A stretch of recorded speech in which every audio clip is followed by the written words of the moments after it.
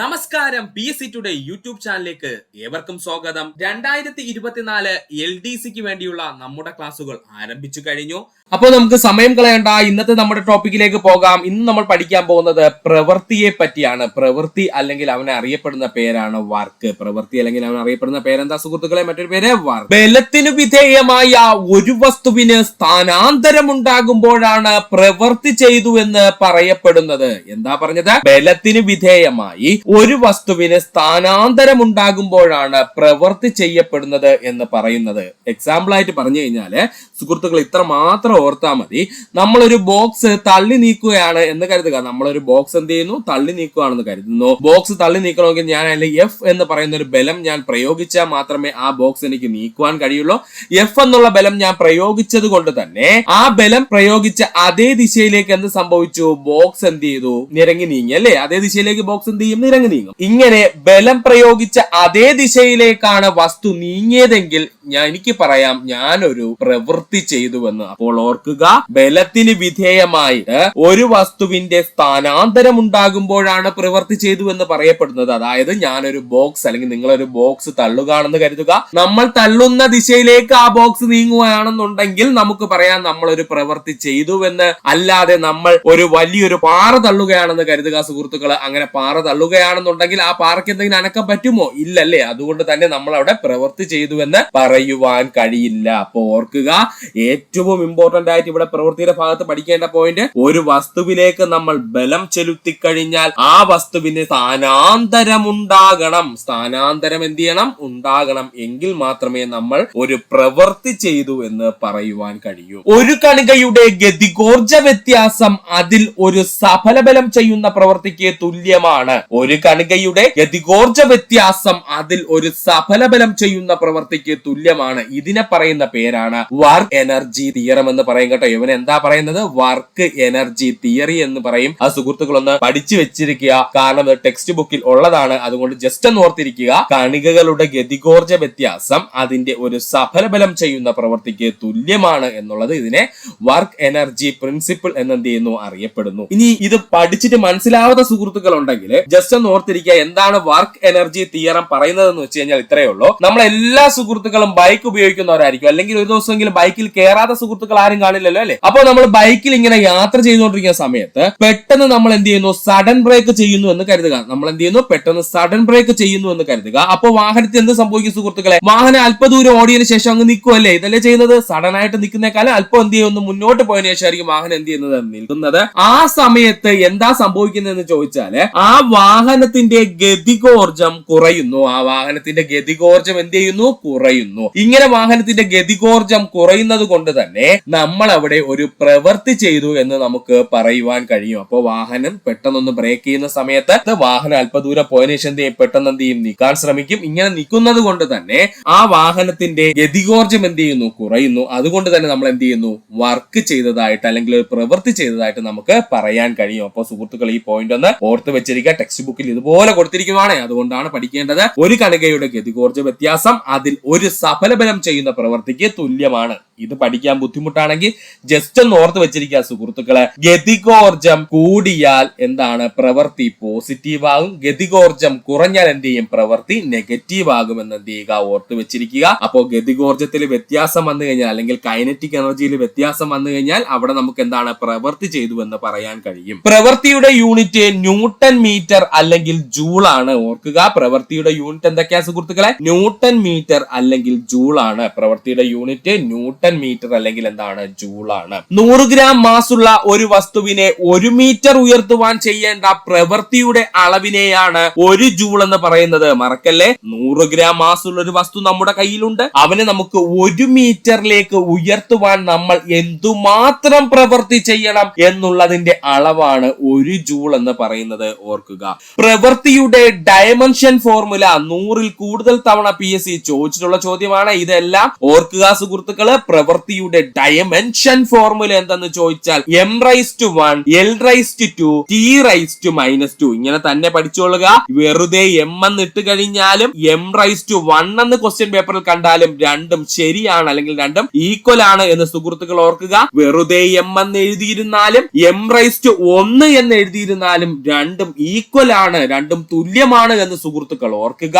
അപ്പോൾ പ്രവൃത്തിയുടെ dimension formula ചോദിച്ചു കഴിഞ്ഞാൽ m⁻1 l⁻2 t⁻2 എന്നതാണ്. ഒരു വസ്തുവ് ചെയ്യുന്ന പ്രവൃത്തി പോസിറ്റീവോ നെഗറ്റീവോ ആകാം. നമ്മൾ ഓൾറെഡി പറഞ്ഞു കഴിഞ്ഞു, ഒരു വസ്തു ചെയ്യുന്ന പ്രവൃത്തി പോസിറ്റീവ് ആയിരിക്കാം അല്ലെങ്കിൽ നെഗറ്റീവ് ആയിരിക്കാം. അപ്പോൾ ഇവിടെ നിന്ന് പഠിക്കേണ്ട എന്താണ്? പ്രവൃത്തി എന്ന് പറയുന്നത് പോസിറ്റീവോ നെഗറ്റീവോ ആകാം. അതവിടുത്തെ കണ്ടീഷൻ അനുസരിച്ചിരിക്കും. ഓർക്കുക, ഒരു വസ്തു ചെയ്യുന്ന പ്രവൃത്തി പോസിറ്റീവും ആകാം നെഗറ്റീവും ആകാം. പ്രവൃത്തി എന്ന് പറയുന്നത് അപ്പോൾ എങ്ങനെയാണ്? പോസിറ്റീവിലോ നെഗറ്റീവിലോ നമുക്ക് എന്ത് ചെയ്യാൻ കഴിയും? പറയാൻ കഴിയും. പ്രവൃത്തി കണ്ടുപിടിക്കുവാനുള്ള ഇക്വേഷൻ ആണ് ഇനി പഠിക്കാനുള്ളത്. W is equal to F into S ആണ്. W is equal to എന്താണ്? F into S ആണ്. ചില പുസ്തകങ്ങൾ F into D എന്നും പറഞ്ഞിട്ടുണ്ട്. രണ്ടും ഉത്തരം ശരി തന്നെയാണ്. അപ്പൊ സുഹൃത്തുക്കൾ ഓർക്കുക, W is equal to F into S ഉണ്ടോ എന്ന് നോക്കുക, അല്ലെങ്കിൽ W is equal to F into D ഉണ്ടോ എന്ന് നോക്കുക. രണ്ടും ഉത്തരം ശരിയാണ്. ഈ പറഞ്ഞിരിക്കുന്ന പ്രവൃത്തിയുടെ ഇക്വേഷൻ മാത്രം PSC 25 തവണയിൽ കൂടുതൽ ആവർത്തിച്ചിട്ടുള്ളതാണ്. അതും സുഹൃത്തുക്കൾ ഓർത്തു വെച്ചിരിക്കുക. ഒരു വസ്തുവിന്മേൽ അനുഭവപ്പെടുന്ന ഘർഷണ ബലം നെഗറ്റീവ് പ്രവൃത്തിക്ക് ഉദാഹരണമാണ്. പഠിക്കണേ, ഒരു വസ്തുവിന്മേൽ അനുഭവപ്പെടുന്ന ഘർഷണ ബലം എന്ന് പറയുന്നത് നെഗറ്റീവ് പ്രവൃത്തിക്ക് ഉദാഹരണമാണ്. ഘർഷണ ബലം എന്ന് പറഞ്ഞു കഴിഞ്ഞാൽ നമ്മുടെ ഫ്രിക്ഷണൽ ഫോഴ്സ് ആണ് കേട്ടോ. ഒരു വസ്തുവിന്മേൽ അനുഭവപ്പെടുന്ന ഘർഷണ ബലം എന്ന് പറയുന്നത് എപ്പോഴും എന്താണ്? നെഗറ്റീവ് പ്രവൃത്തിക്ക് ഉദാഹരണമാണ്. പഠിക്കണേ, ഇമ്പോർട്ടന്റ് ആണ്. പ്രവൃത്തി സ്ഥാനാന്തരത്തിന്റെയും സ്ഥാനാന്തര ദിശയിലെ ബലത്തിന്റെ ഘടകത്തിന്റെയും ഗുണനഫലമായിരിക്കും. ഓർക്കുക, പ്രവൃത്തി എന്ന് പറയുന്നത് സ്ഥാനാന്തരത്തിന്റെയും അതുപോലെ തന്നെ സ്ഥാനാന്തര ദിശയിലെ ബലത്തിന്റെ ഘടകത്തിന്റെ ഗുണനഫലവുമായിരിക്കും. ഒരു വസ്തുവിൽ ചെലുത്തുന്ന ബലം എത്ര വലുതാണെങ്കിലും ആ വസ്തുവിന്റെ സ്ഥാനാന്തരം ഉണ്ടാകാത്ത പക്ഷം പ്രവൃത്തി ചെയ്തതായി പറയുവാൻ കഴിയില്ല. മോസ്റ്റ് ഇമ്പോർട്ടന്റ് പോയിന്റ് ആയിട്ട് പഠിക്കുക.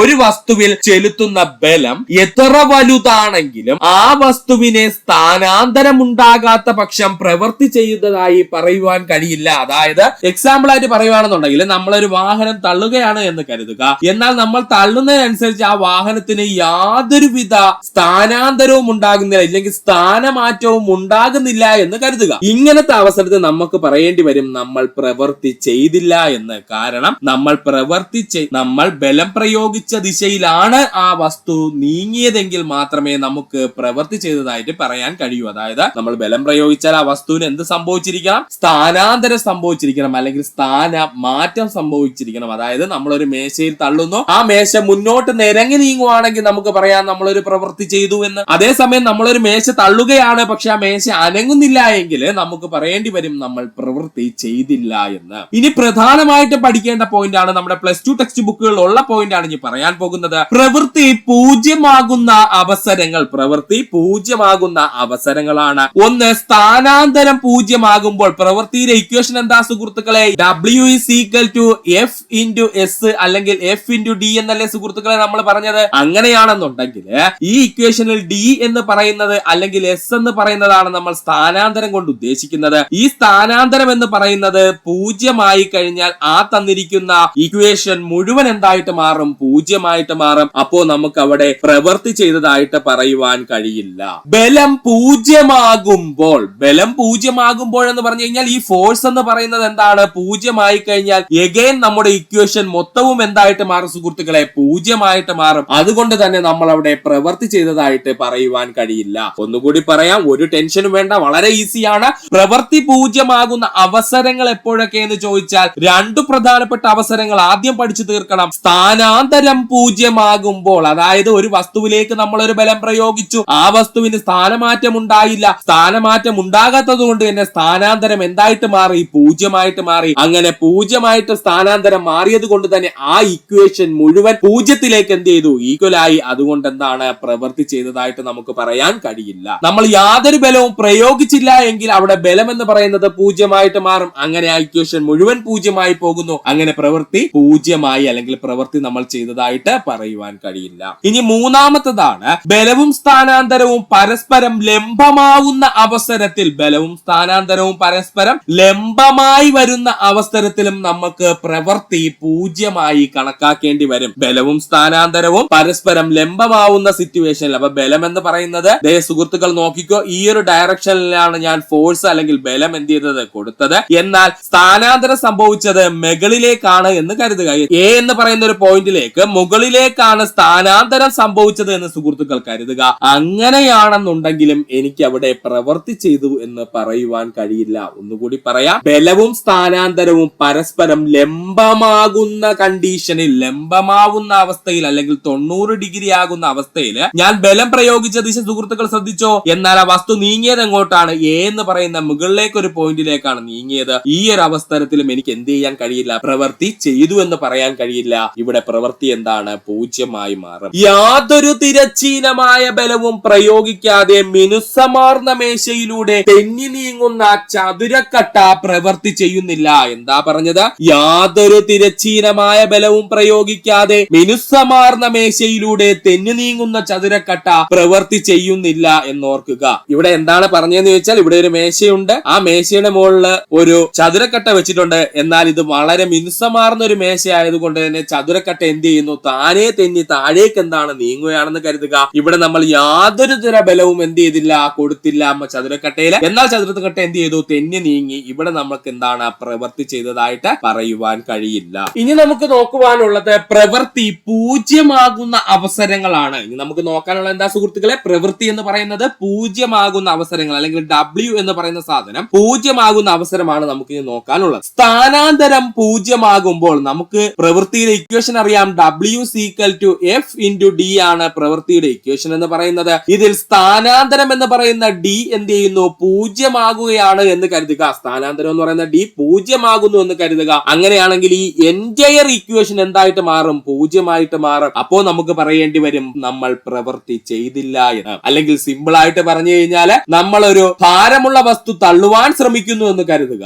അങ്ങനെയാണെന്നുണ്ടെങ്കിൽ ആ വസ്തുവിന് സ്ഥാനാന്തരം ഉണ്ടായില്ല എങ്കിൽ നമ്മൾ പ്രവൃത്തി ചെയ്തതായിട്ട് പറയുവാൻ കഴിയില്ല. ബലം പൂജ്യമാകുമ്പോൾ, ഈ കിടക്കുന്ന F ആണല്ലോ നമ്മൾ ഉപയോഗിക്കുന്ന ബലം എന്ന് പറയുന്നത്. ഈ ബലം എന്ന് പറയുന്നത് പൂജ്യമാകുന്ന സിറ്റുവേഷൻ ആണെങ്കിൽ അവിടെയും എന്താ സംഭവിക്കുന്ന സുഹൃത്തുക്കളെ? നമ്മുടെ എൻറ്റയർ ഇക്വേഷൻ എന്തായിട്ട് മാറും? പൂജ്യമായിട്ട് മാറും. അപ്പോഴും നമുക്ക് അവിടെ പ്രവൃത്തി ചെയ്തതായിട്ട് പറയുവാൻ കഴിയില്ല. ഇത് രണ്ടും ഇമ്പോർട്ടന്റ് പോയിന്റ് ആയിട്ട് പഠിക്കുക. സ്ഥാനാന്തരം പൂജ്യമായാലും ബലം പൂജ്യമായാലും നമുക്ക് പ്രവൃത്തി ചെയ്തതായി പറയുവാൻ കഴിയില്ല. ബലവും സ്ഥാനാന്തരവും പരസ്പരം ലംബമാവുമ്പോൾ, എന്താ അവൻ ഈ ബലവും സ്ഥാനാന്തരവും പരസ്പരം ലംബമാവുമ്പോൾ എന്നതുകൊണ്ട് ഉദ്ദേശിക്കുന്നത്? സുഹൃത്തുക്കൾ ഇങ്ങോട്ട് നോക്കുക. ഞാൻ F എന്ന് പറഞ്ഞ ഒരു ബലം ഈ ഒരു ഡയറക്ഷനിൽ എന്ത് ചെയ്തു? കൊടുത്തു. എന്നാൽ എന്റെ വസ്തു എന്ത് ചെയ്തു? മൂവ് ചെയ്തത്, അല്ലെങ്കിൽ എന്റെ വസ്തുവിന് സ്ഥാനാന്തരം സംഭവിച്ചത് എങ്ങോട്ടെന്ന് ചോദിച്ചു കഴിഞ്ഞാൽ നേരെ മുകളിലോട്ടാണ് എന്ന് കരുതുക. എ എന്ന് പറയുന്ന ഒരു പോയിന്റ്, അല്ലെങ്കിൽ വലത്തോട്ടോ ഇടത്തോട്ടോ ഏതെങ്കിലും എ എന്ന് പറയുന്ന ഒരു പോയിന്റിലേക്കാണ് എന്ത് ചെയ്തത്? എന്റെ വസ്തു എന്ത് ചെയ്തത്? മൂവ് ചെയ്തത്. അങ്ങനെയാണെന്നുണ്ടെങ്കിലും എനിക്ക് പ്രവൃത്തി ചെയ്തതായിട്ട് പറയുവാൻ കഴിയില്ല. ഒന്നുകൂടി പറയാം, ഞാൻ എ എന്ന് പറഞ്ഞിട്ട് ഒരു ബോൾ എന്ത് ചെയ്യുന്നു? തള്ളുന്നു. എന്നാൽ ഞാൻ എ എന്ന് പറയുന്ന ബോൾ തള്ളിയ സമയത്ത് ആ ബോൾ മുകളിലേക്കാണ് പോയത് എന്ന് കരുതുക. ആ ബോളിന് ഞാൻ തള്ളിയപ്പോ ബോൾ എന്ത് ചെയ്തു സുഹൃത്തുക്കളെ? മുകളിലേക്കാണ് എന്ത് ചെയ്തത്? പോയത്. അങ്ങനെ ഞാൻ പ്രവൃത്തി ചെയ്തതായിട്ട് പറയുവാൻ കഴിയില്ല. അപ്പോ ബലവും സ്ഥാനാന്തരവും പരസ്പരം ലംബമായി വരുമ്പോൾ, അല്ലെങ്കിൽ 90 ഡിഗ്രി ആവുമ്പോൾ, 90 ഡിഗ്രി ആകുമ്പോൾ നമ്മൾ പ്രവൃത്തി ചെയ്തതായിട്ട് പറയുവാൻ കഴിയില്ല. യാതൊരു തിരശ്ചീനമായ ബലവും പ്രയോഗിക്കാതെ മിനുസമാർന്ന മേശയിലൂടെ തെന്നു നീങ്ങുന്ന ചതുരക്കട്ട പ്രവൃത്തി ചെയ്യുന്നില്ല. സിമ്പിൾ ആയിട്ട് പറഞ്ഞു കഴിഞ്ഞാൽ, ഒരു ഗ്ലാസ് മേശയുണ്ട് എന്ന് സുഹൃത്തുക്കൾ കരുതുക. അതിന് മുകളിൽ നമ്മൾ എന്ത് ചെയ്യുന്നു? കുറച്ച് പൗഡർ വിതറിയതിനു ശേഷം ഒരു ഭാരമുള്ള വസ്തു വെക്കുകയാണെന്ന് കരുതുക. എന്നിട്ട് എന്ത് ചെയ്യുന്നു? മേശ നമ്മൾ അല്പം ഒന്ന് ഉയർത്തി കഴിഞ്ഞാൽ എന്ത് സംഭവിക്കും സുഹൃത്തുക്കളെ? താനെ എന്ത് ചെയ്യും? ആ വസ്തു താഴേക്ക് എന്ത് ചെയ്യും? നിരങ്ങി നീങ്ങും. ഇങ്ങനെയുള്ള അവസരത്തില് നമുക്ക് പ്രവൃത്തി ചെയ്തതായിട്ട് പറയുവാൻ കഴിയില്ല. ആ വസ്തുവിൽ നമ്മൾ പ്രവൃത്തി ചെയ്തതായിട്ട് പറയുവാൻ കഴിയില്ല. തിരശ്ചീനമായി മിനുസമാർന്ന മേശയിലൂടെ തെന്നി നീങ്ങുന്ന ചതുരക്കട്ടയ്ക്ക് മേൽ ഗുരുത്വാകർഷണ ബലം യാതൊരു പ്രവൃത്തിയും ചെയ്യുന്നില്ല. അതും പഠിച്ചു വെച്ചോളെ. എങ്ങനെയാണ്? തിരശ്ചീനമായിട്ട് മിനുസമാർന്ന മേശയിലൂടെ തെന്നി നീങ്ങുന്ന ചതുരക്കട്ടയ്ക്ക് മേൽ ഗുരുത്വാകർഷണ ബലം പോലും എന്ത് ചെയ്യുന്നില്ല? പ്രവൃത്തി ചെയ്യുന്നില്ല. ഓർക്കുക, ഭൂമിക്ക് ചുറ്റുമുള്ള ചന്ദ്രന്റെ ഭ്രമണപഥം കൃത്യമായി വൃത്താകൃതിയിലാണ് എങ്കിൽ ഭൂമിയുടെ ഗുരുത്വാകർഷണ ബലം ചന്ദ്രനിൽ യാതൊരു പ്രവൃത്തിയും ചെയ്യുന്നില്ല. ഇമ്പോർട്ടന്റ് ആയിട്ട് പഠിക്കേണ്ട പോയിന്റ് ആണ്. ഭൂമിക്ക് ചുറ്റുമുള്ള ചന്ദ്രന്റെ ഭ്രമണപഥം കൃത്യമായ വൃത്താകൃതിയിലായിരുന്നുവെങ്കിൽ, എങ്ങനെയാണ്? ഭൂമിക്ക് ചുറ്റുമുള്ള ചന്ദ്രന്റെ ഭ്രമണപഥം കൃത്യമായ വൃത്താകൃതിയിലായിരുന്നുവെങ്കിൽ ഭൂമിയുടെ ഗുരുത്വാകർഷണ ബലം ചന്ദ്രനിൽ യാതൊരു പ്രവൃത്തിയും ചെയ്യുന്നില്ല എന്ന് ഓർക്കുക. ഇനി നമുക്ക് പ്രധാനപ്പെട്ട കുറച്ച് ചോദ്യങ്ങളിലേക്ക് കടക്കാം. PSC സ്ഥിരം ചോദിക്കുന്ന ചോദ്യങ്ങളാണിത്. സുഹൃത്തുക്കൾ ശ്രദ്ധിച്ചിരിക്കുക. ഇവയെല്ലാം PSC റിപ്പീറ്റ് ആയി ചോദിച്ചുകൊണ്ടിരിക്കുന്നവയാണ്. അതുകൊണ്ട് തന്നെ പ്രവൃത്തി എന്ന് പറഞ്ഞ മേഖലയിൽ മേൽപ്പറഞ്ഞ ഏതെങ്കിലും ഭാഗം സുഹൃത്തുക്കൾക്ക് ബുദ്ധിമുട്ട് ബുദ്ധിമുട്ടാണ് എന്നുണ്ടെങ്കിലും ഈ പറയുന്ന ക്വസ്റ്റ്യൻസ് എങ്കിലും സുഹൃത്തുക്കൾ ഒന്ന് വർക്ക്ഔട്ട് ചെയ്യാൻ ശ്രമിക്കുക. നമുക്ക് ചോദ്യങ്ങളിലേക്ക് പോകാം. താഴെ പറയുന്നവയിൽ പ്രവൃത്തിയുടെ യൂണിറ്റ് ഏതാണ്? 100-ൽ കൂടുതൽ തവണ PSC പ്രീവിയസ് ആയി ചോദിച്ച ചോദ്യമാണ്. താഴെ പറയുന്നവയിൽ പ്രവൃത്തിയുടെ യൂണിറ്റ് ഏതാണ്? ഓപ്ഷൻ എയിൽ കിടക്കുന്നു joule, option B metre per second, option C ohm, option D എന്താണ് CD. അപ്പൊ ഉത്തരം എന്താ സുഹൃത്ത്? അപ്പൊ നമുക്കറിയാം പ്രവൃത്തിയുടെ യൂണിറ്റ് എന്ന് പറയുന്നത് ജൂള് അല്ലെങ്കിൽ ന്യൂട്ടൺ മീറ്റർ ആണ്. ഇത് രണ്ടും മാത്രമേ ഉള്ളൂ പ്രവൃത്തിയുടെ യൂണിറ്റ് എന്ന് പറയുന്നത്. അതുകൊണ്ട് ഇത് രണ്ടും സുഹൃത്തുക്കൾ പഠിച്ചു വെച്ചിരിക്കുക. ഇത് രണ്ടും PSC 100-ൽ കൂടുതൽ തവണ ചോദിച്ച ചോദ്യമാണ്. അപ്പൊ താഴെ പറയുന്നതിൽ പ്രവൃത്തിയുടെ യൂണിറ്റ് എന്ന് ചോദിച്ചാൽ ഓപ്ഷനകത്ത് ജൂൾ ഉണ്ടോ എന്ന് നോക്കുക. ജൂൾ ആയിരിക്കും ഏറ്റവും കൂടുതൽ PSC ഉത്തരമായി നൽകുന്നത്. അതില്ലെന്നുണ്ടെങ്കിൽ ന്യൂട്ടൺ മീറ്റർ ഉണ്ടോ എന്ന് നോക്കുക. അതില്ലെന്നുണ്ടെങ്കിൽ ന്യൂട്ടൺ മീറ്റർ ഉണ്ടോ എന്ന് നോക്കുക. താഴെ പറയുന്നവയിൽ പ്രവൃത്തിയുമായി ബന്ധപ്പെട്ട ശരിയായ പ്രസ്താവന ഏതാണ്? താഴെ പറയുന്നവയിൽ പ്രവൃത്തിയുമായി ബന്ധപ്പെട്ട ശരിയായ പ്രസ്താവന ഏത് എന്ന് കണ്ടെത്തണം. പ്രവൃത്തി ഒരു അദിശ അളവാണ്, അതായത് ദിശയില്ലാത്ത അളവാണ് പ്രവൃത്തി എന്ന് പറയുന്നത്. ശരിയാണ് കേട്ടോ. പ്രവൃത്തിക്ക് എന്തില്ല? ദിശയില്ല എന്ന് ഓർക്കുക. പ്രവൃത്തി ഒരു അദിശ അളവാണ് അല്ലെങ്കിൽ ഒരു സ്കെയിലാർ ക്വാണ്ടിറ്റി ആണ് എന്ന് ഓർക്കുക. പ്രവൃത്തിക്ക് എന്തില്ല? ദിശയില്ല, ഒരു അദിശ അളവാണ് പ്രവൃത്തി. ഇവിടെ വെച്ചങ്ങ് പഠിക്കണേ. പ്രവൃത്തി എന്ന് പറയുന്നത് ഒരു അദിശ അളവാണ്. ബലവും സ്ഥാനാന്തരവും സംയോജിപ്പിച്ചാണ് പ്രവൃത്തിയുടെ സൂത്രവാക്യം രൂപീകരിച്ചിരിക്കുന്നത്. അതും ശരി തന്നെ അല്ലേ സുഹൃത്തുക്കളെ? ബലവും സ്ഥാനാന്തരവും സംയോജിപ്പിച്ചാണ് പ്രവൃത്തിയുടെ സൂത്രവാക്യം രൂപീകരിച്ചിരിക്കുന്നത്. അതാണ് നമ്മൾ W=F×D എന്ന് പറഞ്ഞ് പഠിക്കുന്നത്. ഇതിൽ F എന്ന് പറഞ്ഞു കഴിഞ്ഞാൽ ബലം, D എന്ന് പറഞ്ഞു കഴിഞ്ഞാൽ സ്ഥാനാന്തരം. അപ്പൊ ബലവും സ്ഥാനാന്തരവും സംയോജിപ്പിച്ചാണ് പ്രവൃത്തിയുടെ സൂത്രവാക്യം രൂപീകരിച്ചിരിക്കുന്നത്. അപ്പൊ ഈ തന്നിരിക്കുന്ന രണ്ട് പ്രസ്താവനകളും ശരിയാണ്. അപ്പോൾ ഓപ്ഷൻ എ ആണ് നമ്മുടെ ഉത്തരം എന്ന് പറയുന്നത്. 1ഉം 2ഉം എന്താണ്? ശരിയാണ്. 1ഉം 2ഉം എന്താണ്? ശരിയാണ്. ഇതിൽ പഠിക്കേണ്ട പോയിന്റ് പ്രവൃത്തി ഒരു അദിശ അളവാണെന്ന് അങ്ങ് പഠിച്ചു വെച്ചിരിക്കുക. ഒരാൾ 7 കിലോഗ്രാം ഭാരമുള്ള ചാക്ക് തലയിൽ വെച്ചുകൊണ്ട് 10 മിനിറ്റ് നിൽക്കുന്നു. ആ വ്യക്തി ചെയ്യുന്ന പ്രവൃത്തി എത്രയാണ്? ഇങ്ങനൊരു ചോദ്യം UPSC ലെവൽ ചോദിച്ചിരുന്നു. സുഹൃത്തുക്കൾ ഓർക്കുക. ഒരാൾ 7 കിലോ ഭാരമുള്ള ചാക്ക് തലയിൽ വെച്ചുകൊണ്ട് 10 മിനിറ്റ് നിൽക്കുകയാണെന്ന് കരുതുക. ആ വ്യക്തി ചെയ്യുന്ന പ്രവൃത്തി എന്താണെന്ന് ചോദിച്ചാൽ സുഹൃത്തുക്കൾ ഓർത്തു വെച്ചോളണേ, 0 എന്താണ്? 0. ഓപ്ഷനിൽ 70 ന്യൂട്ടൺ എന്നൊക്കെ പറഞ്ഞ് കിടക്കും. ഒരിക്കലും ആൻസർ കൊടുക്കല്ലേ. ഉത്തരം എന്താണ്? 0. അതിനുള്ള എക്സ്പ്ലനേഷൻ ആണ് നമ്മൾ ഇവിടെ കൊടുത്തിരിക്കുന്നത്. ഇവിടെ നമ്മൾ ഒരാള് 100 കിലോ ഭാരമാവട്ടെ, 500 കിലോ ഭാരമാകട്ടെ, 1 കിലോ ഭാരമാകട്ടെ, 10 കിലോ ഭാരമാകട്ടെ, എത്ര ഭാരമാണെങ്കിലും അയാൾ ഉയർത്തി തലയിൽ വെച്ചുകൊണ്ട് വെറുതെ നിൽക്കുവാണെന്നുണ്ടെങ്കിൽ അയാൾ പ്രവൃത്തി ചെയ്തതായിട്ട് പറയുവാൻ കഴിയില്ല. കാരണം അവിടത്തെ ഡിസ്പ്ലേസ്മെന്റ് എന്ന് പറയുന്നത് അല്ലെങ്കിൽ സ്ഥാനാന്തരം എന്ന് പറയുന്നത് 0. കാരണം അയാളുടെ തലയിലേക്ക് ഉയർത്തി വെച്ച് കഴിഞ്ഞു. അതിനുശേഷം ആ ചാക്കുകെട്ടിന് എന്തെങ്കിലും അനക്കം സംഭവിച്ചോ? ഇല്ല. അതുകൊണ്ട് എന്ത് സംഭവിക്കുന്നു? അവിടെ ഡിസ്പ്ലേസ്മെന്റ് എന്ന് പറയുന്ന അല്ലെങ്കിൽ നമ്മുടെ സ്ഥാനാന്തരം 0 പോവുകയും ആ മൊത്തം ഇക്വേഷനും 0 എന്ത് ചെയ്യുന്നു? ഈക്വൽ ആവുകയും അതുകൊണ്ട് തന്നെ നമുക്ക് പറയാം ആ വ്യക്തി പ്രവൃത്തി ചെയ്യുന്നില്ല എന്ന്. അപ്പോൾ ഇങ്ങനെയുള്ള ട്രിക്കി ക്വസ്റ്റ്യൻസ് പ്രതീക്ഷിക്കാൻ സുഹൃത്തുക്കളെ ഇനി മുതൽ. അതുകൊണ്ട് ഇതൊന്ന് പഠിച്ചു വെച്ചിരിക്കുക. അടുത്ത ചോദ്യം, ഒരു വസ്തുവിലേക്ക് 6 ന്യൂട്ടൺ ബലം. 6 ന്യൂട്ടൺ ബലം എന്ന് പറയുമ്പോൾ F= എത്രയാണ്? നമുക്ക് 6 ന്യൂട്ടൺ എന്ന് ലഭിച്ചു. 7 മീറ്റർ സ്ഥാനാന്തരം സംഭവിച്ചു. 6 ന്യൂട്ടൺ ബലം പ്രയോഗിച്ചപ്പോൾ ആ വസ്തു നിരങ്ങി എത്ര മീറ്റർ പോയി സുഹൃത്തുക്കളെ? 7 മീറ്റർ പോയി. അതുകൊണ്ട് തന്നെ സ്ഥാനാന്തരം D എന്ന് പറയുന്നത് എത്രയാണ്? 7 മീറ്റർ ആണ് നമുക്ക് കിട്ടി. ഇനി എന്താ പറഞ്ഞിരിക്കുന്നത്? പ്രവൃത്തി കാണുവാനാണ്. പ്രവൃത്തി കാണുവാനുള്ള ഇക്വേഷൻ നമുക്ക് എല്ലാവർക്കും അറിയാം. W=F×D. അതിനകത്ത് F എന്ന് പറഞ്ഞു കഴിഞ്ഞാൽ 6, D എന്ന് പറഞ്ഞു കഴിഞ്ഞാൽ 7. 6 എത്രയാ സുഹൃത്തുക്കളെ? 42 ജൂള്. 6 42 ജൂള്. ഏകദേശം 50ഓളം PSC ക്വസ്റ്റ്യൻസിൽ ഇതേ മോഡലുള്ള ചോദ്യങ്ങൾ കണ്ടിരുന്നു. അതുകൊണ്ട് സുഹൃത്തുക്കൾ ഇങ്ങനെയുള്ള ചോദ്യങ്ങൾ കിട്ടിയാൽ കൃത്യമായി ആൻസർ ചെയ്യാൻ ശ്രമിക്കുക. W=F×D എന്നൊരു ഒറ്റ ഇക്വേഷൻ പഠിച്ചാൽ മതി. അത്യാവശ്യം നമ്മുടെ LD ലെവലില് ഈ ഭാഗത്ത് നിന്ന് ചോദിക്കുന്ന ചോദ്യങ്ങൾക്കെല്ലാം ഉത്തരം ലഭിക്കുന്നതാണ്. അടുത്ത ചോദ്യത്തിലേക്ക് നമുക്ക് കടക്കാം. ശ്രദ്ധിച്ചിരിക്കുക സുഹൃത്തുക്കൾ, ചെറിയൊരു വ്യത്യാസമുണ്ട് ഇവിടെ. അതുകൊണ്ട് വ്യക്തമായി ശ്രദ്ധിച്ചിരിക്കുക സുഹൃത്തുക്കൾ. 40 കിലോഗ്രാം ഭാരമുള്ള ഒരു വസ്തു തറയിൽ നിന്നും 5 മീറ്റർ ഉയരത്തിലേക്ക് ഉയർത്തി വെക്കുന്നു. ഗുരുത്വാകർഷണ ബലത്തിന് എതിരെ പ്രയോഗിക്കുന്ന ബലം ചെയ്ത പ്രവൃത്തിയുടെ അളവ് കണക്കാക്കുക. ഇങ്ങനെ തന്നെ ഈ ഭാഗത്ത് നിന്ന് ചോദ്യങ്ങൾ ചോദിക്കും. ഈ തന്നിരിക്കുന്ന വാല്യൂകളിൽ മാത്രമേ വ്യത്യാസം വരുള്ളൂ. 40 കിലോഗ്രാം ഭാരമുള്ള ഒരു വസ്തു തറയിൽ നിന്നും 5 മീറ്റർ ഉയരത്തിലേക്ക് ഉയർത്തി വെക്കുന്നു. ഗുരുത്വാകർഷണ ബലത്തിനെതിരെ പ്രയോഗിക്കുന്ന ബലം ചെയ്ത പ്രവൃത്തിയുടെ അളവ് കണക്കാക്കുക. ഇവിടെ നമ്മൾ സാധാരണയായിട്ട് ഇത്രയും നേരം പഠിച്ച W=F×D എന്ന് പറയുന്ന ഇക്വേഷൻ ഇട്ട് കഴിഞ്ഞാൽ ഉത്തരം നമുക്ക് ലഭിക്കില്ല. കാരണം എന്തെന്ന് ചോദിച്ചു കഴിഞ്ഞാൽ നമ്മൾ ഒരു നിശ്ചിത ഉയരത്തിലേക്കാണ് വസ്തുവിനെ വസ്തുവിനെ ഉയർത്തി വെച്ചിരിക്കുന്നത്. അതുകൊണ്ട് തന്നെ ആ വസ്തുവിലേക്ക് നമ്മുടെ ഭൂഗുരുത്വാകർഷണം മൂലമുണ്ടാകുന്ന ത്വരണം കൂടെ ചേർന്ന് വരും. അതുകൊണ്ട് നമ്മുടെ ഇക്വേഷൻ ഫുൾ ആയിട്ടൊന്ന് ചേഞ്ച് ചെയ്യേണ്ടതുണ്ട്. ഇങ്ങനെ ചോദിച്ചു കഴിഞ്ഞാൽ അപ്പോഴേ സുഹൃത്തുക്കൾ ഓർക്കുക, നമ്മുടെ ഇക്വേഷന് വ്യത്യാസമുണ്ട് എന്ന് ഓർക്കുക. അപ്പൊ തറയിൽ നിന്നൊരു വസ്തുവിനെ ഉയർത്തിയതിനു ശേഷമുള്ള പ്രവൃത്തിയാണ് കണ്ടുപിടിക്കേണ്ടത് എന്ന് ചോദിച്ചു കഴിഞ്ഞാൽ അപ്പോഴേ നമ്മുടെ ട്രഡീഷണൽ ആയിട്ടുള്ള നമ്മൾ ഇത്രയും ഉപയോഗിച്ചു എന്ന ഇക്വേഷൻ മറക്കുക. അവിടെ നമുക്ക് പുതിയൊരു ഇക്വേഷൻ ഉണ്ട്. W is equal to mgh എന്ന് പറയുന്ന ഇക്വേഷനിലേക്ക് നമ്മൾ മാറണം. ഇതിൽ m എന്ന് പറഞ്ഞു കഴിഞ്ഞാൽ മാസാണ്, g എന്ന് പറഞ്ഞു കഴിഞ്ഞാൽ ഭൂഗുരുത്വാകർഷണം മൂലമുള്ള ത്വരണമാണ്, അതുപോലെ h എന്ന് പറഞ്ഞു കഴിഞ്ഞാൽ എത്രയാണോ നമ്മൾ ഉയർത്തിയ ഉയരം ആ ഹൈറ്റുമാണ്. ഓർക്കുക സുഹൃത്തുക്കളെ. അപ്പോ തറയിൽ നിന്നൊരു വസ്തുവിനെ നിശ്ചിത ഉയരത്തിലേക്ക് ഉയർത്തി വെച്ചിരിക്കുന്നു. ആ ഉയർത്തി വെക്കുന്നതിന് വേണ്ടിയിട്ട് ബലം ചെയ്ത പ്രവൃത്തിയുടെ അളവ് അല്ലെങ്കിൽ പ്രവൃത്തിയുടെ അളവ് എത്ര എന്നൊക്കെ ചോദിച്ചു കഴിഞ്ഞാൽ അപ്പോഴേ സുഹൃത്തുക്കൾ ആലോചിച്ചു കൊള്ളുക, നമ്മുടെ ഇക്വേഷന് വ്യത്യാസം വന്നിരിക്കുന്നു. അപ്പോൾ പുതിയ ഇക്വേഷൻ എന്താ സുഹൃത്തുക്കളെ? W is equal to mgh എന്നാണ്. ഇതിൽ m എന്ന് പറഞ്ഞു കഴിഞ്ഞാൽ ഞാൻ പറഞ്ഞു മാസ് ആണ് സുഹൃത്തുക്കളോട് പറഞ്ഞു. g എന്ന് പറഞ്ഞു കഴിഞ്ഞാൽ ഭൂഗുരുത്വാകർഷണം മൂലമുണ്ടാകുന്ന ത്വരണമാണ്. ഇവിടെ നമുക്കൊരു ചെറിയ വ്യത്യാസം പഠിക്കാനുണ്ട്. നമ്മൾ എപ്പോഴും g യുടെ വാല്യൂ 9.81 എന്നാണ് പഠിച്ചു വെച്ചിരിക്കുന്നത് അല്ലെ. 80.81 എന്നാണ് നമ്മൾ പഠിച്ചു വെച്ചിരിക്കുന്നത്. എന്നാൽ ഒരു PSC പോലുള്ള കോമ്പറ്റീറ്റീവ് എക്സാമിന് നമുക്ക് ഇങ്ങനെ ഒരു വാല്യൂ ഇട്ട് കാൽക്കുലേഷൻ ചെയ്യുമ്പോൾ കാൽക്കുലേഷൻ കോംപ്ലിക്കേറ്റഡ് ആകുമെന്ന് PSCക്കും അറിയാം.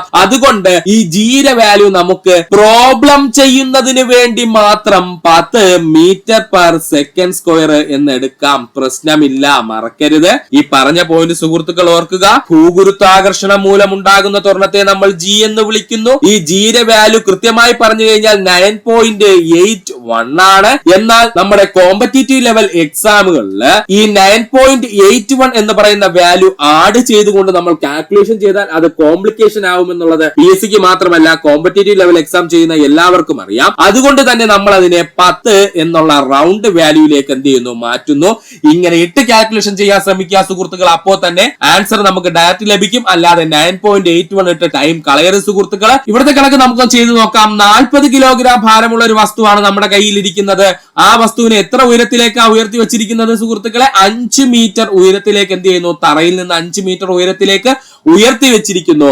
അങ്ങനെയാണെന്നുണ്ടെങ്കിൽ ഇങ്ങനെ ഉയർത്തി വെക്കുന്നതിന് വേണ്ടി ബലം ഒരു പ്രവൃത്തി ചെയ്യണം. ആ പ്രവൃത്തിയുടെ അളവ് എത്രയാണെന്നാണ് ചോദിച്ചിരിക്കുന്നത്. ഓക്കെ, അപ്പൊ നമ്മുടെ ഇക്വേഷനിലേക്ക് നമുക്ക് ഇടാം. m നമുക്ക് കിട്ടിയ എത്രയാണ്? 40. g ഞാൻ പറഞ്ഞു സുഹൃത്തുക്കളെ 10 ആയിട്ട് തന്നെ എടുത്തോളുക, ഇല്ലെങ്കിൽ കൺഫ്യൂഷൻ ആകും. 10 എന്ന് എടുത്തോ. അതിനോടൊപ്പം തന്നെ h ന്റെ വാല്യൂ എത്രയാണ്? 5 ആണ്. സോ നമ്മുടെ ഉത്തരം എത്രയായിട്ട് വന്നു? 2000 ജൂള് എന്ന് നമുക്ക് ലഭിച്ചു അല്ലെ. 2000 ജൂള് 400 ഗുണം 5 എത്രയാണ്? 2000 ആണ്. അപ്പോ 2000 ജൂളാണ് നമ്മുടെ ഉത്തരം എന്ന് പറയുന്നത്. ഇവിടെ നമ്മൾ ശ്രദ്ധിക്കേണ്ട പോയിന്റ്, നമുക്ക് ഉത്തരം ലഭിച്ചു കഴിഞ്ഞാലും നമ്മൾ ഓപ്ഷൻ വ്യക്തമായി വായിച്ചിട്ട് വേണം ഉത്തരം നൽകാൻ. കാരണം ഇവിടെ ഓപ്ഷൻ കിടക്കുന്നതുണ്ടോ, ഇത് ചോദിച്ച ചോദ്യമാണ്. 2000 ജൂള്, 200 ജൂള്, 20,000 ജൂള്, 20 ജൂള്. പെട്ടെന്ന് നമ്മൾ ആൻസർ ചെയ്യുമ്പോൾ തെറ്റരുത്. അതുകൊണ്ട് കൃത്യമായി ഓപ്ഷൻ എന്താണ്? 2000 ജൂള്. അത് തന്നെ ആൻസർ ചെയ്യുക. അപ്പോൾ നമ്മൾ പ്രോബ്ലം ചെയ്താൽ മാത്രം പോരാ, നമ്മുടെ ഓപ്ഷൻ വ്യക്തമായിട്ട് വായിച്ച് ഏത് ഓപ്ഷനിലാണ് നമ്മുടെ ഉത്തരം കിടക്കുന്നതെന്നൂടെ ശ്രദ്ധിക്കുക. PSC അങ്ങനെയും ട്രിക്ക് ചെയ്തിട്ടുണ്ട്. അടുത്തതൊരു പ്രസ്താവനയാണ് പറഞ്ഞിരിക്കുന്നത്. താഴെ പറയുന്ന പ്രസ്താവനയിൽ ശരിയായത് തിരഞ്ഞെടുത്ത് എഴുതുക.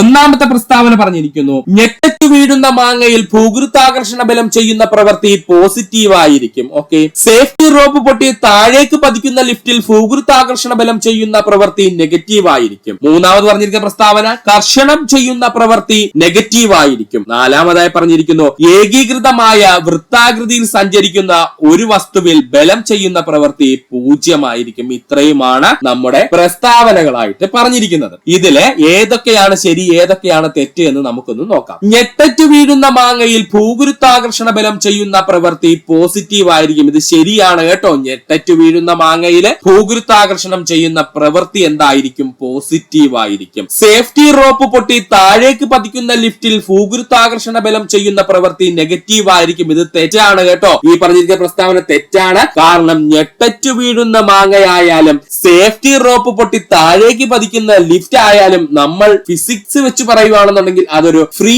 ഫോളിംഗ് ബോഡി ആയിട്ടാണ് കരുതപ്പെടുന്നത്. അതുകൊണ്ട് തന്നെ ഫ്രീ ഫോളിംഗ് ആയിട്ടുള്ള ബോഡികളിൽ ഭൂഗുരുത്വാകർഷണ ബലം ചെയ്യുന്ന പ്രവൃത്തി എപ്പോഴും എന്തായിരിക്കും? പോസിറ്റീവ് ആയിരിക്കും. ആൾവേസ് എന്തായിരിക്കും? അവൻ പോസിറ്റീവ് ആയിരിക്കും. ഒന്നും കൂടി പറയാം, ഞെട്ടറ്റു വീഴുന്ന മാങ്ങയായാലും സേഫ്റ്റി റോപ്പ് പൊട്ടി താഴേക്ക് പതിക്കുന്ന ലിഫ്റ്റ് ആയാലും ഫിസിക്സ് വെച്ച് നമ്മൾ പറയുവാണെങ്കിൽ അതിനെ ഫ്രീ ഫോളിംഗ് ബോഡി എന്ന് നമ്മൾ പറയും. ഇങ്ങനെ ഫ്രീ ഫോൾ ആയിട്ട് വീഴുന്ന ബോഡിയിൽ ആക്ട് ചെയ്യുന്ന ഭൂഗുരുത്വാകർഷണ ബലം എപ്പോഴും പോസിറ്റീവ് ആയിരിക്കും എന്നങ്ങ് പഠിച്ചു വെച്ചിരിക്കുക. ഇനി ഇത് പഠിക്കാൻ ബുദ്ധിമുട്ടാണെങ്കിൽ സേഫ്റ്റി റോപ്പ് പൊട്ടി താഴേക്ക് പതിക്കുന്ന ലിഫ്റ്റും ഞെട്ടറ്റ് വീഴുന്ന മാങ്ങയിലും ഭൂഗുരുത്വാകർഷണ ബലം ചെയ്യുന്ന പ്രവൃത്തി പോസിറ്റീവ് ആയിരിക്കും. എന്നാൽ ഇവിടുത്തെ നമ്മുടെ പ്രസ്താവനയിൽ നെഗറ്റീവ് ആണെന്നാണ് പറഞ്ഞേക്കുന്നത്. അതുകൊണ്ട് രണ്ടാമത്തെ പ്രസ്താവന നമുക്ക് തെറ്റാണെന്ന് പറയാം. കർഷണ ബലം ചെയ്യുന്ന പ്രവൃത്തി നെഗറ്റീവ് ആയിരിക്കും. ഓൾറെഡി നമ്മുടെ ക്ലാസ്സിൽ പറഞ്ഞു കഴിഞ്ഞു, കർഷണ ബലം ചെയ്യുന്ന പ്രവൃത്തി നെഗറ്റീവ് ആയിരിക്കും. അപ്പോൾ ആ ഓപ്ഷൻ എന്താണ്? ശരിയാണ്. ഏകീകൃതമായ വൃത്താകൃതിയിൽ സഞ്ചരിക്കുന്ന ഒരു വസ്തുവിൽ ബലം ചെയ്യുന്ന പ്രവൃത്തി 0 ആയിരിക്കും. ഉത്തരം ശരിയാണ്. ഏകീകൃതമായി വൃത്താകൃതിയിൽ സഞ്ചരിക്കുന്ന ഒരു വസ്തുവിൽ ബലം ചെയ്യുന്ന പ്രവൃത്തി 0 ആയിരിക്കും. അതുകൊണ്ടാണ് നമ്മൾ പറഞ്ഞത് വൃത്താകാര പാതയിലാണ് സഞ്ചരിക്കുന്നതെങ്കിൽ അവിടെ ഭൂമിയുടെ ഭൂഗുരുത്വാകർഷണ ബലം ചെയ്യുന്ന പ്രവൃത്തി 0 ആണ് എന്ന് പറയുന്നതിന് കാരണം എന്തെന്ന് ചോദിച്ചാൽ ഇതാണ്. അപ്പോ ഏകീകൃതമായ വൃത്താകൃതി, കൃത്യമായ ഒരു വൃത്താകൃതിയിലൂടെ സഞ്ചരിക്കുന്ന ഒരു വസ്തുവിന്മേൽ ബലം ചെയ്യുന്ന പ്രവൃത്തി എപ്പോഴും എന്തായിരിക്കും? 0 ആയിരിക്കും. അതുകൊണ്ടാണ് നമ്മൾ പറഞ്ഞത് ഭൂമിക്ക് ചുറ്റും ചന്ദ്രൻ കറങ്ങുന്നത് കൃത്യമൊരു വൃത്താകൃതിയിലാണെങ്കിൽ, കൃത്യമായ ഒരു വൃത്തപാതയിലാണ് എങ്കിൽ ഭൂമി ചന്ദ്രനെ ഏൽപ്പിക്കുന്ന ഭൂഗുരുത്വാകർഷണ ബലം ചെയ്യുന്ന പ്രവൃത്തി എന്താണെന്ന് പറയും? 0 ആണ് എന്ന് പറയും. അപ്പോ നമ്മുടെ ഇവിടുത്തെ ആൻസർ ശരി എന്താണ്? 1, 3, 4 ശരിയായിട്ടുള്ള ഉത്തരം. അപ്പൊ ഓപ്ഷൻ ഡി ആണ് റൈറ്റ് ആൻസർ. 1, 3, 4 ഇവിടെ ശരിയാണ്. ഇവിടെ തെറ്റാരാണ് സുഹൃത്തുക്കളെ? ആ സേഫ്റ്റി റോപ്പിന്റെ കേസ് മാത്രമേ തെറ്റായിട്ട് വന്നുള്ളൂ. അപ്പൊ ഇങ്ങനെയുള്ള പോയിന്റ്സുകൾ സുഹൃത്തുക്കൾ പഠിക്കുക. ഇങ്ങനെയുള്ള ക്വസ്റ്റ്യൻസ് കൃത്യമായി ചോദിക്കുന്നത് ടെക്സ്റ്റ് ബുക്കിലുള്ള ക്വസ്റ്റ്യൻ ആണ്. അതുകൊണ്ട് വ്യക്തമായിട്ട് സുഹൃത്തുക്കൾ പഠിക്കുക. അടുത്തതായിട്ട് നമുക്ക് നോക്കാനുള്ളതാണ് പ്രകാശ സംശ്ലേഷണ സമയത്ത് സസ്യ ഇലകളിൽ നടക്കുന്ന പ്രവൃത്തി എന്താണെന്നുള്ളത്. ഇത് UPSC ലെവൽ ഒരിക്കൽ ചോദിച്ചതാണ്. അതുകൊണ്ടാണ് എടുത്തിട്ട് സുഹൃത്തുക്കൾ ഓർക്കുക. പ്രകാശ സംശ്ലേഷണ സമയത്ത് സസ്യ ഇലകളിൽ നടക്കുന്ന പ്രവൃത്തി ഫിസിക്സ് പരമായിട്ടുള്ള പ്രവൃത്തിയാണ് പറയുന്നത്. അത് പോസിറ്റീവ് ആയിരിക്കും, നെഗറ്റീവ് ആയിരിക്കും, 0 ആയിരിക്കും. ഇതൊന്നുമല്ല എന്നാണ് ഓപ്ഷൻ കിടക്കുന്നത്. ഉത്തരം എന്താണ്? 0 ആണ്. കാരണം എന്താണ്? പ്രകാശ സംശ്ലേഷണ സമയത്ത് ഡിസ്പ്ലേസ്മെന്റ് എന്ന് പറയുന്ന സാധനം അല്ലെങ്കിൽ സ്ഥാനാന്തരം എന്ന് പറയുന്ന എന്തെങ്കിലും നടക്കുന്നുണ്ടോ സുഹൃത്തുക്കളെ? ഇല്ല. അതുകൊണ്ട് തന്നെ അവിടെ നടക്കുന്ന പ്രവൃത്തി എന്തായിരിക്കും? 0 ആയിരിക്കും. ഒന്നുകൂടി പറയാം. പ്രകാശ സംശ്ലേഷണ സമയത്ത് സസ്യ ഇലകളിൽ നടക്കുന്ന പ്രവൃത്തി ഫിസിക്സ് വെച്ചിട്ടാണെങ്കിൽ എന്തായിരിക്കും? 0 ആയിരിക്കും. അല്ലാതെ കെമിസ്ട്രി വെച്ചിട്ടൊന്നും അല്ല പറയുന്നത് കേട്ടോ. ഫിസിക്സ് പരമായിട്ട് പ്രകാശ സംശ്ലേഷണ സമയത്ത് സസ്യ ഇലകളിൽ നടക്കുന്ന പ്രവൃത്തി എപ്പോഴും എന്തായിരിക്കും? 0 ആയിരിക്കും. എന്തായിരിക്കും? 0 ആയിരിക്കും. സുഹൃത്തുക്കളെ ഇമ്പോർട്ടൻസ് കൊടുത്ത് പഠിക്കുക. ഇത്രയുമായിരുന്നു നമ്മൾ പ്രധാനമായിട്ടും പ്രവൃത്തി എന്ന് പറയുന്ന ഒരു ചെറിയ ടോപ്പിക്കിനകത്ത് പഠിച്ചത്. ഇങ്ങനെ ചെറിയ ചെറിയ ടോപ്പിക്കുകളായിട്ട് പഠിച്ചു പോകുമ്പോൾ നമുക്ക് നന്നായിട്ട് മനസ്സിലാവും. അതുകൊണ്ടാണ് മൊത്തം ടോപ്പിക്കും ഒന്നിച്ച് പറയാതെ ഓരോരോ സിംഗിൾ ടോപ്പിക്കായിട്ട് സുഹൃത്തുക്കൾക്ക് പറഞ്ഞു തരുന്നത്. സുഹൃത്തുക്കൾ വ്യക്തമായിട്ട് 2-3 തവണ പഠിക്കുക. കുറച്ച് ഹാർഡാണ്, നമുക്ക് എന്നാലും പഠിച്ചേ പറ്റുള്ളൂ. നമ്മുടെ സിലബസിലുള്ള ഭാഗമാണ്. അതുകൊണ്ട് ഇമ്പോർട്ടൻസ് കൊടുക്കുക സുഹൃത്തുക്കളെ. നേരം ഈ വീഡിയോ കണ്ട സുഹൃത്തുക്കൾക്ക് ഏവർക്കും നന്ദി, നമസ്കാരം.